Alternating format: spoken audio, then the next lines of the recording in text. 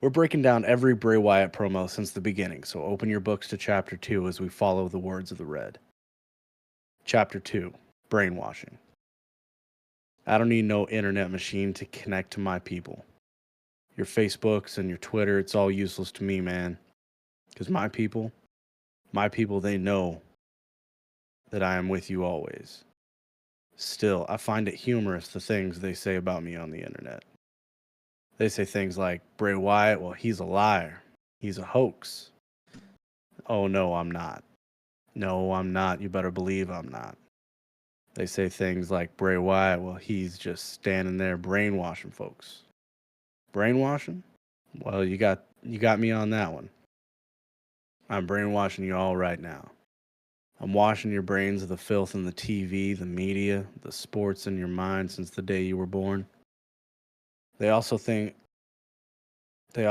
things like Bray Wyatt, he's a psycho. He's a lunatic. He's crazy. Don't you follow Bray Wyatt, he's a nut. Well, I know another man you called a psycho, a young carpenter. And what did he do for you? Well, I'm not him. I'm nowhere near him. I'm not a man at all. I'm the nagging conscience of a world that threw itself away to mere monsters. I'm everywhere, man, and I'm everything. The time for choosing sides, man. The time for choosing sides, it's over. I have arrived, and I am forever. Time is on my side. Once again with the Jesus reference, man. Biblical. Biblical. Again. We covered it in the last one, episode 1, and where he kickstarts all the biblical stuff about how it was the only book he read was the good book. And here we go, more about the carpenter. Look what y'all did to him. I am not him, though. I am not him. The brainwashing is interesting, but there is something even more key out of this whole promo. Something even more so. I found a few key things, but let's hear what you got first. Well, there is the liar. I think that's the biggest one. He is a liar. Bray Wyatt's been saying that's always been kind of like one of his catchphrases, especially the latest run with Uncle Howdy before he passed, right? Calling everyone else a liar. The Wyatt Six are targeting liars. Uncle Howdy, that was the first thing Uncle Howdy ever said to Bray Wyatt was, "You are a liar." So that whole word and that phrase just runs deep in this universe. So it's pretty crazy that one of the earliest critiques of Bray Wyatt in his mind was that everyone thinks he's a liar. Very interesting. Very interesting. Yeah, it goes to show. I mean, that 100% in my mind is definitely a connection between his FCW promos and his WWE stuff. Like that. That's probably the most solid connection we found so far. Is the liar thing. Yep. So I have a few things actually. So, the liar was on there.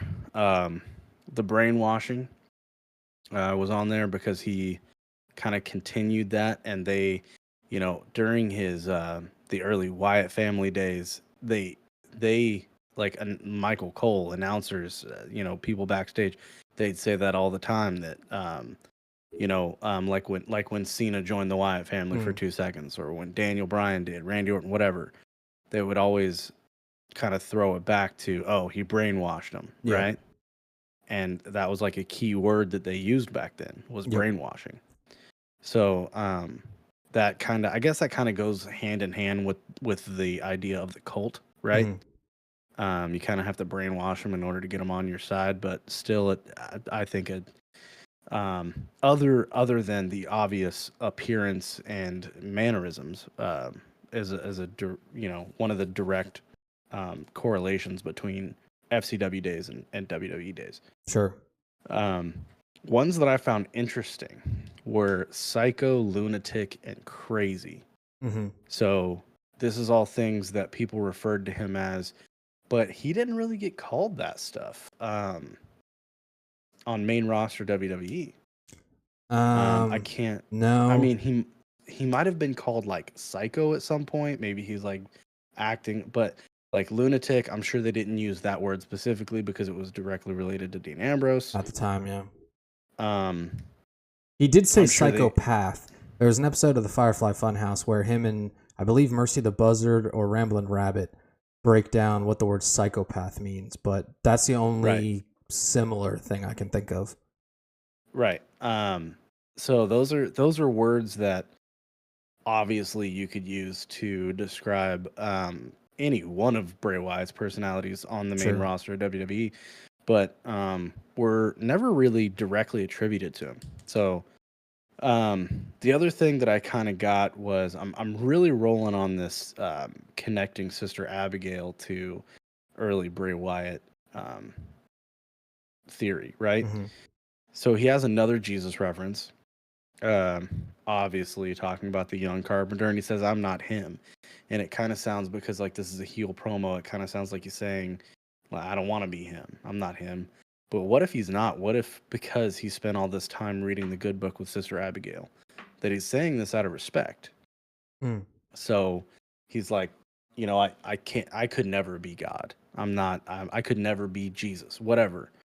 Um, However you want to describe it. I could never be him Hmm. because I'm not, I guess, worthy, whatever. Sure. Um, and then the "I am forever" phrase is pretty important, because that is a lasting phrase through all of Bray Wyatt's career. Is "I am Oh yeah. forever." In the documentary and in the tribute special, that was like the one quote that stood out in both of those. Where at the very end of both, he's like, I am Bray Wyatt, I am forever. Like he said that a bunch. Right. So it's I don't know if, again, that was just kind of like a habitual mindset holdover, or if that was intentional, but it's there for sure in both of them. It's just crazy. Like And when then he said it later in his career, it made sense. Like he was creating a legacy, but to say that off the bat is pretty wild. right, Like to right, say I am Bray Wyatt, I'm forever. Like to say that off the bat with like no experience, no build, you're in developmental. That's pretty wild. right, yeah. Well, I wanted to touch on one thing and then get your opinion on another thing. Oh, So, good. kind of going back to the "time is on my side," he says, where did he say it? "Because my people, they know that I am with you always." Yeah. And then in the "time is on my side" lyrics, let's see where it says it.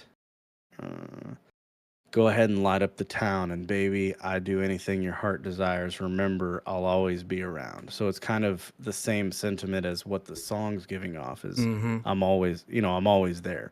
And then of course that directly relates back to the whole Jesus thing, because it's like that's what they say about the young carpenter, Jesus. He's always He's there. always He's with always you. with you no matter where Yeah. you go. And it's even Um, eerier now, like now that we have the Wyatt Six, a quote tribute act to him. He's always with us. Even now, he's always with us. right. Wild. It's a lot of these things over this series that I think people are going to kind of like we were talking about earlier off camera, it's almost like he knew this was going to happen before it ever happened, Yeah. because between the things he was posting on Twitter and just kind of how everything lined up, it's almost like he knew exactly what, like, this was his plan the entire time. Yep. Obviously we know it wasn't, but because things were so well thought out and so well scripted on Bray's end, it seems so fluid now. Yeah. You know what I mean? Yeah. Um, Exactly. so I wanted to get your opinion on one more line that kind of stood out to me. And that line is, "I am the nagging conscience of a world that threw itself away to mere monsters." Mm. Um, what are the odds that he is talking about the monsters he's referring to, that he's seen in his past, that he's relating this to? What are the odds that this monster could be the man in the woods? Maybe it would be maybe because if we're looking at it timeline wise, when he did this promo in FCW, and then it was like it had to have just been a few months, at least less than a year later, he's doing that very first vignette for NXT about the man in the woods. So Right, it wasn't that much later that he did that exact promo. So it's very possible. right. Very, very I possible. think I think him being the nagging conscience of a world that threw itself away to mere monsters is almost a foreshadowing of kind of what we all did Mm. when he brought out the fiend, right? Because he came out, he describes the fiend as a monster. He becomes the fiend, and then I won't say throw ourselves away to the fiend, but we, are, as you can see here, overly obsessed with the fiend, which is a Yes. monster. Yes. So it could have been, it's possible that he knew this version of himself that he already had in mind was going to be so enigmatic that people were just going to flock to it. Mm-hmm. Yeah. Yeah. Like I said, it's kind of bizarre to say out loud, and you're like, yeah, I mean, it's kind of hard to believe it, but like, it does seem like he knew what was going to happen, or he had an idea of what he was creating, and it is like, man, it's just like he knew. It's like Yeah. it's like he knew he was going to have the time to tell all these stories. It's like he knew where he wanted to go with it from the beginning. It's weird because it's either he knew or how he lined stuff up looking back just lined up perfectly. Right. It has to be Yeah. that he knew and he started cooking this from the get-go, because there's just no way that there's all these parallels and all this stuff that's still being played out today, that's still being unraveled today with the Wyatt Six and all that. Like, you had to have known. Right. Yeah, it's everybody's going to hear us say this every single episode, but it's we always go back to, man, is that may be kind of a far reach. And I feel that way about the monsters line there. I feel like maybe that's a reach, but like the only reason I'm bringing it up, even though I feel like it's a reach, it's because there has been way too many times that the dominoes started to fall in line, and I threw it away because I was like, no, that's a reach. Yeah. Yeah. When you brought it up too, I brought up the hidden NXT promos. Right. Yeah. Of when, like, in this universe, you might think to yourself that, nah, that can't make sense, or that can't be right. That's too deep in. But Bray Wyatt himself went on Twitter years ago and said, during my NXT days, I had like 6 or 7 promos in a row.